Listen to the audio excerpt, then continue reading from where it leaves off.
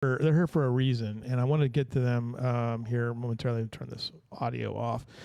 Kayla Smith, she's here. She joined. Well, what happened? Here's what happened. She emailed me late last night, or I didn't see it until late last night, and I was like, hey. And she says, I'm trying to raise money for the people on Quail Valley Drive that lost their home. And just pull that microphone a little closer to you. And then her fiance Colton's here, right? Colton, that's your name? Yes, Colton. Okay, Colton's here. And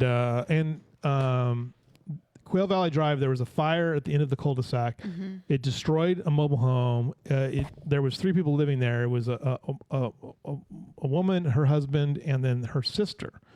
And the daughters were there. They came to see what was happening. The woman's husband and her sister were both injured in the fire.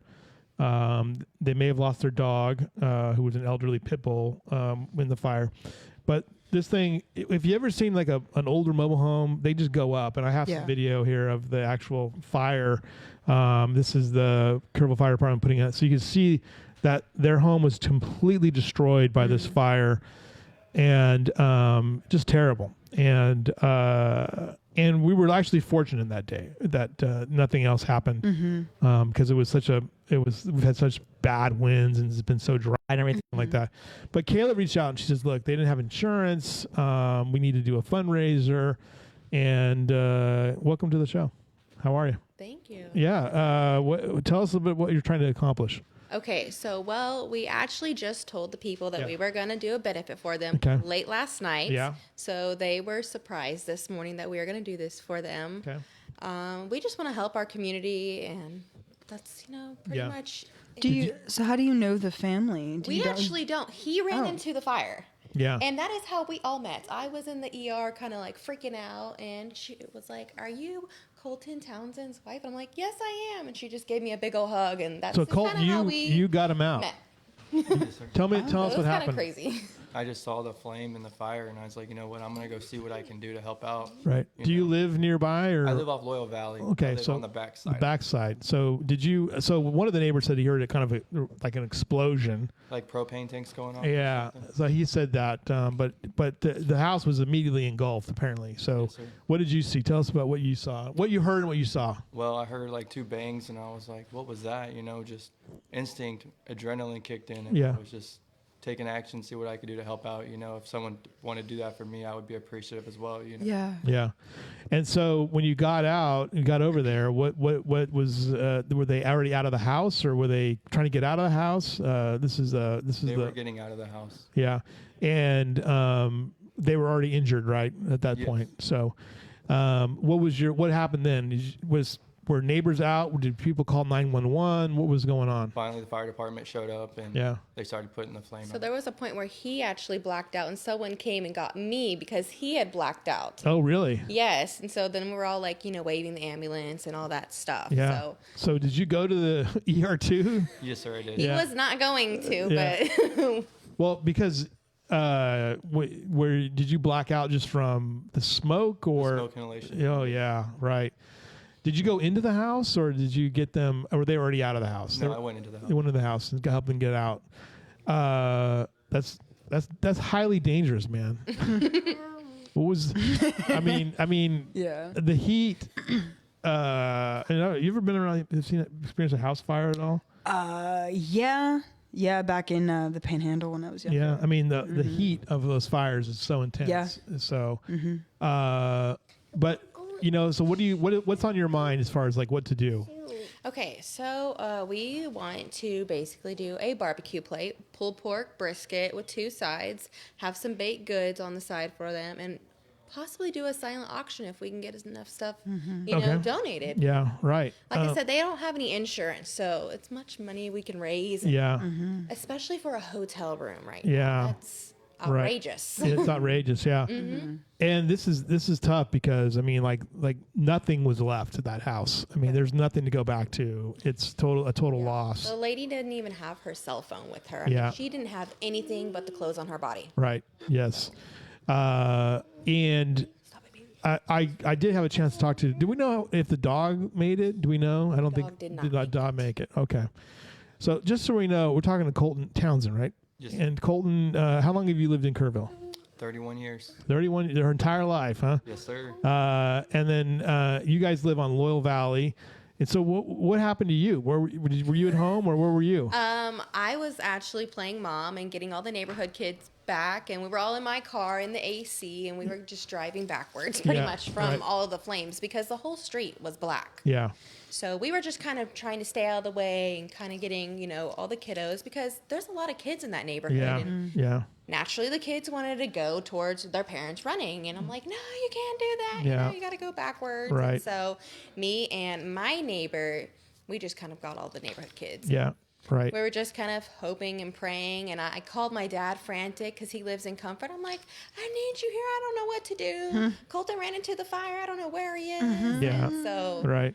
It was very, very chaotic that day. Let's just because Quail Valley is on the other side of Yes. Quail Valley, right? Yeah. So. But where their house is and our house is, we could see their roof. Right. So it's basically like You three hop- houses down. Yeah, you and then hop like the backyard, right? So, does it? When you live over there, I mean, in the neighborhood, it's a lot of older mobile homes. Did you guys have some? I mean, one of the things that struck me was they had to run a whole heck of a lot of hose to get the.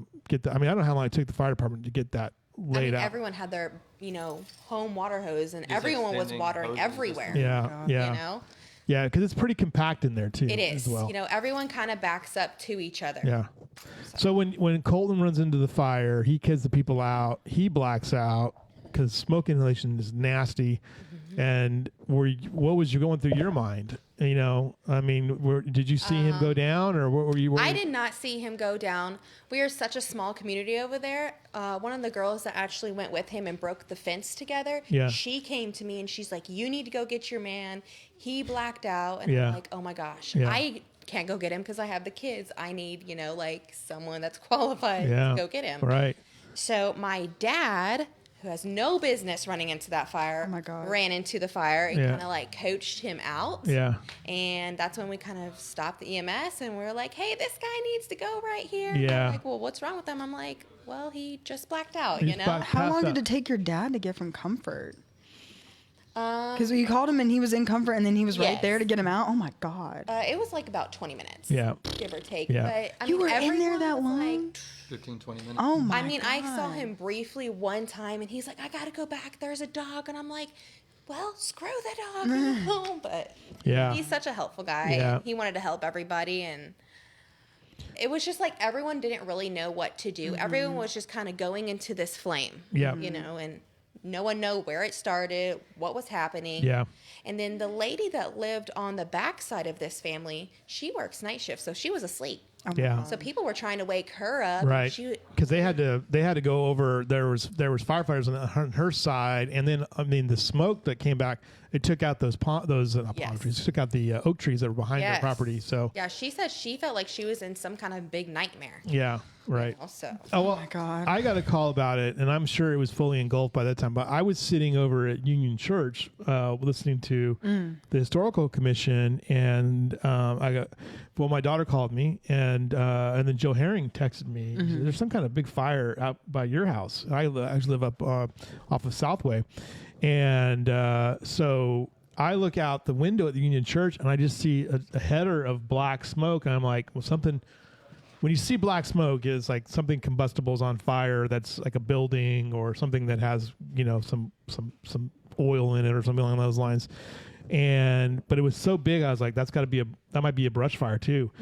And so I ran home, got my cameras, and then I had to park by the gas station on Ranchero Road and Quail Valley Drive. And I had to walk all the way down because they had the road closed, and I have a video here. I don't know if you saw this, Libya. You guys, I did. I saw snippets of it. here's the hose line.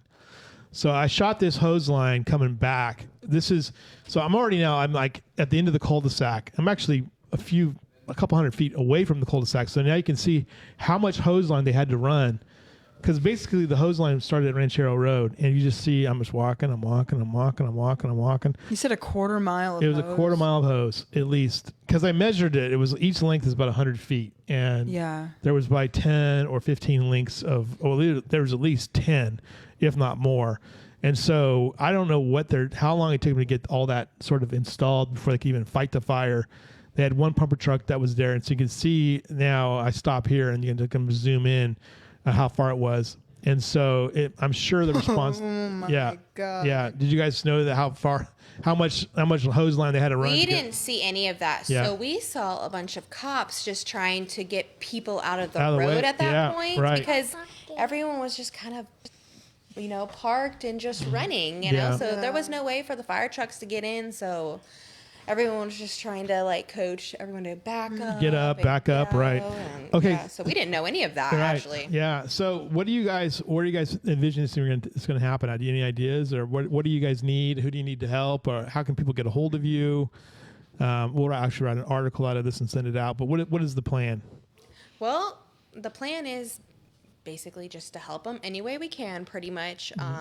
Like I said, they don't have anything. So however we can help them, that's what I want to do. Because one day we might need help. Yeah, so, So do y'all have a place where this benefit is going to happen? yes. Okay. So it's going to be at the, what is it? River Hills Mall. The River Hills Mall. Okay. We're going to be in the back corner over there. Behind churches. Yes, so we're going to have some So sold cones out. set up. We are trying to get some kind of banner made so that, you can kind of see us. We're going to get matching bright shirts so that we stick out in the crowd, and just going to kind of go from there. So we're going to start at 12, and then we're going to go until we are completely sold out. Right. Word. Okay. So Okay.